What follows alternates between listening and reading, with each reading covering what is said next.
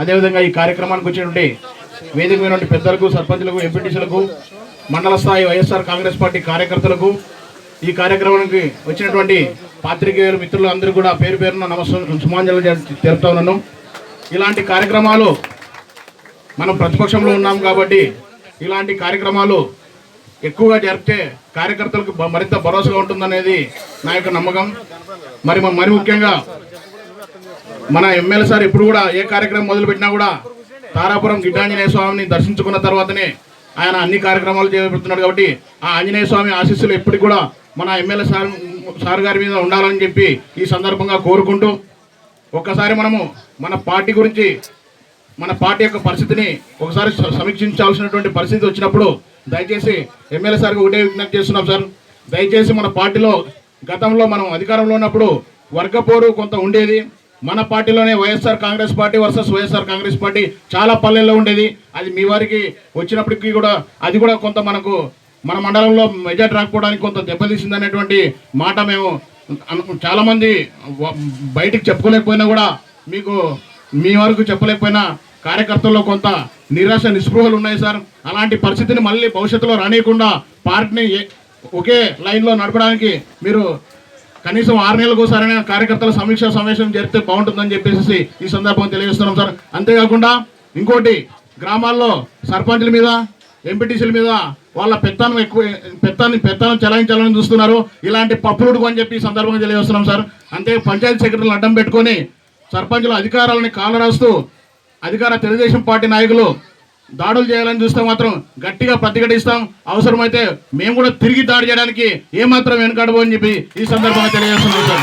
ఎక్కడైనా సరే ఏ కార్యకర్తకు అన్యాయం జరిగినా, ఎక్కడ ఎవరి మీద దాడులు చేస్తే ఖచ్చితంగా మండల నాయకుల సహకారంతో మన ఎమ్మెల్యే మనం మరి ముఖ్యంగా రాష్ట్రంలో గెలిచిన 11 మందిలో మనకున్న ధైర్యం ఏంటంటే మన ఎమ్మెల్యే మనకున్నాడు. మనం భయపడాల్సిన అవసరం లేదు. మనకు ఎమ్మెల్యే ఉన్నాడు కాబట్టి మనం భయపడాల్సిన అవసరం లేదు. ఎవరైనా దాడులు చేస్తే ఎమ్మెల్యే సార్ పర్మిషన్ తిరిగి మనం కూడా దాడులు చేయడానికి మనం సిద్ధంగా ఉండాలని చెప్పి ఈ సందర్భంగా ప్రతి కార్యకర్త ధైర్యంగా ఉండి గత ఎన్నికల్లో ఏ విధంగా అయితే మనం కష్టపడము, గత 15 సంవత్సరాలుగా ఎమ్మెల్యే గారి వెంట ఉండి కష్టపడ్డ ప్రతి కార్యకర్తకు ఈ సందర్భంగా ప్రతి ఒక్కరు కూడా ధన్యవాదాలు తెలుపుతూ, భవిష్యత్తులో కూడా ఈ 5 సంవత్సరాలు కూడా ఇదే విధంగా కష్టపడి మళ్ళీ వచ్చే 2029 ఎన్నికలకు కానీ అంతకుముందు జరిగేటువంటి పంచాయతీ ఎన్నికలు కానీ ప్రతి ఒక్క కార్యకర్త కూడా సంసిద్ధంగా ఉండి ఎమ్మెల్యే గారికి అండగా ఉండాలని చెప్పి ఈ సందర్భంగా తెలియజేస్తూ ఈ అవకాశం ఇచ్చిన పెద్దలకు ధన్యవాదాలు తెలియజేస్తున్నాం. చంద్రశేఖర్ రెడ్డి. ఈరోజు పెద్దకాపురం మండల వైఎస్ఆర్సీపీ కార్యకర్తల సమీక్షా సమావేశానికి ఇచ్చేసినటువంటి పెద్దలు, పూజ్యులు మన ఎమ్మెల్యే గారు వై బాలనాగిరెడ్డి అన్న గారికి, అలాగే వేదిక మీద ఉన్న మిగతా పెద్దలందరికీ, వేదిక ముందున్న వైఎస్ఆర్ కుటుంబ సభ్యులకు, అలాగే పాత్రికేయ మిత్రులకు, ఇక్కడికి వచ్చిన ప్రతి ఒక్కరికి నా యొక్క హృదయపూర్వక నమస్కారములు. సోదరులారా, మన వేదిక మీద ఉన్న సోదరులందరూ మాట్లాడినారు. మనము గతంలో మన పెద్దకడూరు మండలం 10,000 దాదాపుగా 9,600 మెజారిటీ తెచ్చేది. కాకపోతే ఈసారి జరిగిన ఎన్నికలలో మన సోదరుడు సర్పంచ్ రామాంజలి చెప్పినట్టు వర్గపూర అయితేనేమి, అతి విశ్వాసం అయితేనేమి, ఏ విధంగా అయితేనేమి మనకు దాదాపు ఈసారి మన మండలం తరఫున మెజారిటీ రాలేదు. కాబట్టి అన్నగారిని మనం క్షమించవలసిందిగా మీ అందరి తరఫున నేను కోరుకుంటున్నాను. అలాగే మా మండలం తరఫున చాలామంది కార్యకర్తల తరఫున అడుగుతున్నారన్న, చాలామంది మీ వరకు వచ్చిందో లేదో, ఎమ్మెల్యే గారు పార్టీ మారుతున్నారంట, బీజేపీలోకి పోతున్నారంట అని కొంతమంది, తెలుగుదేశంలోకి పోతున్నారంట అని కొంతమంది అంటున్నారన్న.